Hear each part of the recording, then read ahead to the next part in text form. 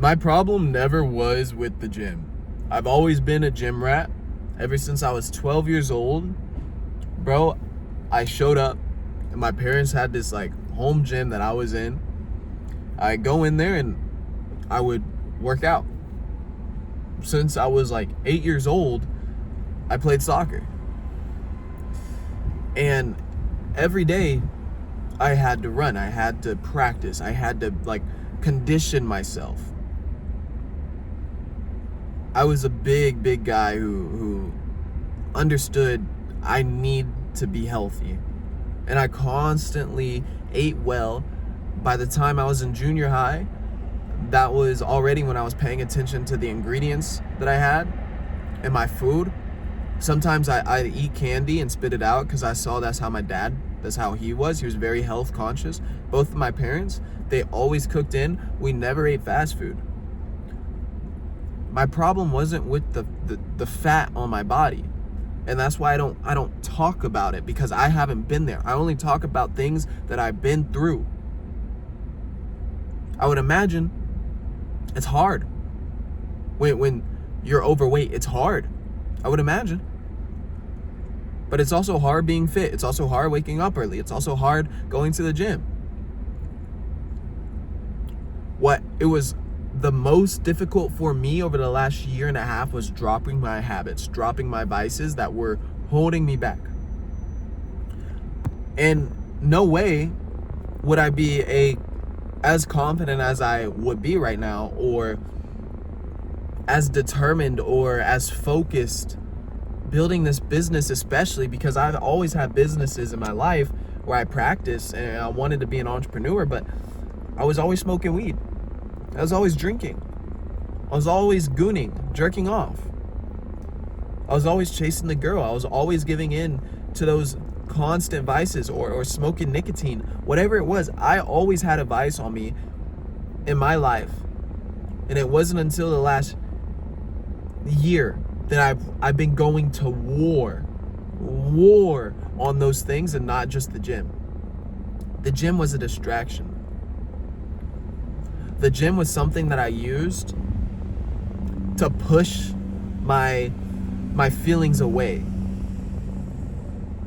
I do want to say, like, the gym will help you, absolutely. If you are out of shape and you get in shape, it's going to help you boost your confidence. But again, that wasn't my problem. I was in the gym for 2+ hours every day. I was constantly training. I was constantly trying to grow in that area and building my body, but I wasn't building myself outside of the gym. Maybe I'd read a book, maybe I work on the business here and there, but I did not focus on the habits because I had no foundation. I thought it was okay. I saw my dad smoke. I saw my mom smoke. I saw them drink. I saw my family do all of that. And it was normal. No one told me, hey bro, you shouldn't do that. There's my grandma who was like, yo bro, like, you should stop smoking, please. Like, she was the one person I remember is like, stop smoking, it's not good for you. But all the other times I was like, whatever, like, I'm gonna go ahead and do it. Everybody around me is doing it, I'm gonna do it.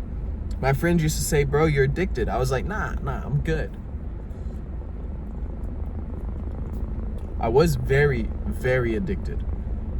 I was very lost, and I couldn't see because it was darkness. I was a very happy kid. I was a very joyful child. I'm always smiling, but that's because I've seen dark sides as well. I've seen my parents fight. I've seen, go through hard times. I've been through multiple knee injuries and surgeries. I've been through multiple things that were hard in my life, and I know other people have it so much harder.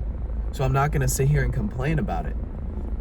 But for sure, brother, for sure, dropping my vices was the hardest part.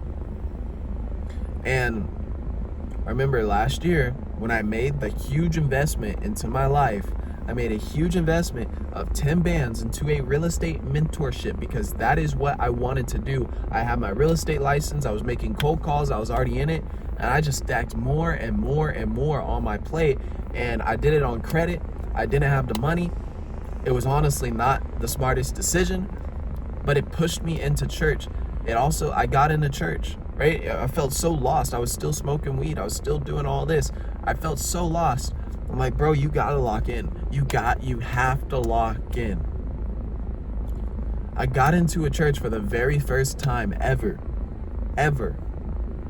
And I say that, like, I've never walked into a church before, especially by myself. I don't even think I don't remember them ever taking me to a church, bro. So I want to make that statement blank, because some people, you think, oh, well, he's just lying. No, bro. Like, we never talked about Jesus in my household. We never talked about money in my household. And we never talked about, like, certain things. I always got, it's an A, B, and C your way out, right? And so when you're trying to take yourself serious and you break yourself down to the like, you break yourself down, and it's something you have to do. What are you left with? What are you left with? You're left with God, right? I had no money. I was addicted. I had no girl. Still have no girl, which is fine. I had all these vices, watching porn, doing all this BS. Felt like I had no friends. It was just a downward spiral. And in a car that was constantly breaking down on me, like, dude, it was hard. And I was just like, something has to change. And I got into church, and then I took myself more serious, bro. And I finally had a book, and it was a book written by or through the Father, God, and it gave the foundation of what a man should be, of how to live. It was like finally somebody that was like saying, all right, do this, X, Y, and Z. Because kids don't do what you say, they do what they see you do.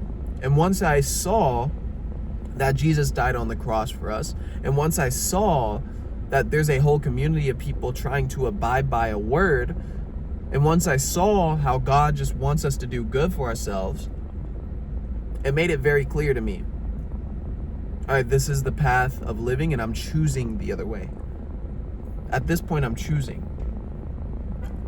And my heart's desires slowly changed. They slowly changed. They slowly, mutated out of just this flesh that wanted to constantly be fed to something greater.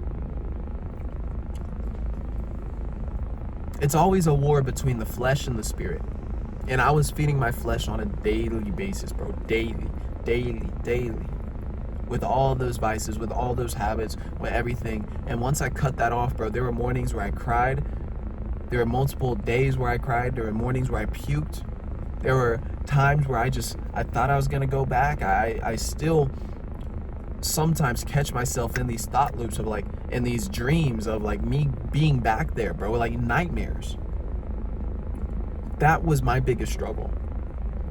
The gym is, bro, if you can't even get in the gym, if you can't even eat clean, bro, I know your life is run by those vices. I know you have no chance because you are so far gone. You don't even have the basic disciplines dialed.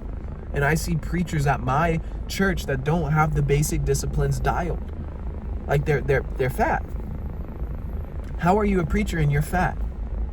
I don't know. No, like I don't know.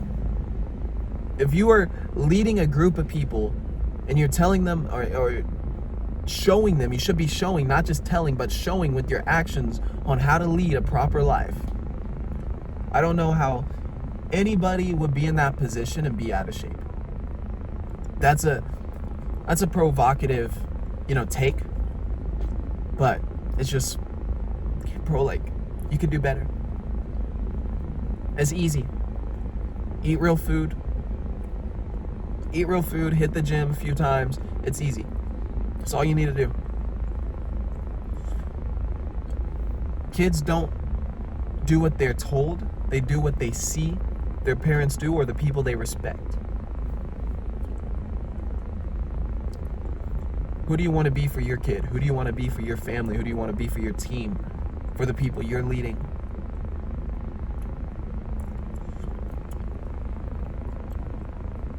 That's a question I had to ask, how to get real. And who do you want to be 5 years from now? Like, what do you want to do? If you were you 5 years from now, Would you be comfortable? Would you want exactly what you have? Are you complacent? Are you what do you want 5 years from now? What do you want to change? Right now I'm pulling up to a meeting. Got a meeting, it's a team meeting. Office is right here. Show it for documentation purposes so I can look back on this video. In the Honda Civic. I actually love this car, bro. This car is so sweet. Coming from the last car, 2004 Chevy Tahoe. My little brother just pulled up. I got my little brother right here. Here, I'm gonna stay on so y'all can say what's up to him before I head in. But that's what I got for y'all, bro. If you want help, coach, like if you want help implementing this stuff, I've created a whole program, a one-on-one program, and we'll design it specifically for you and your situation and what you're going through. But you can book a call with the link down below. I'll drop it in the description, and you know, you could answer a few questions and choose a time. There's that little bro. I don't know if you can see him. You can't really see him.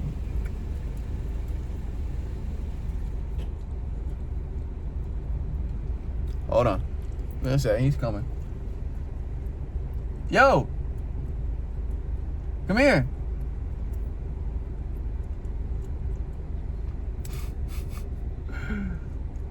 Alright, bro, he's not. You see that man. Come here, bro.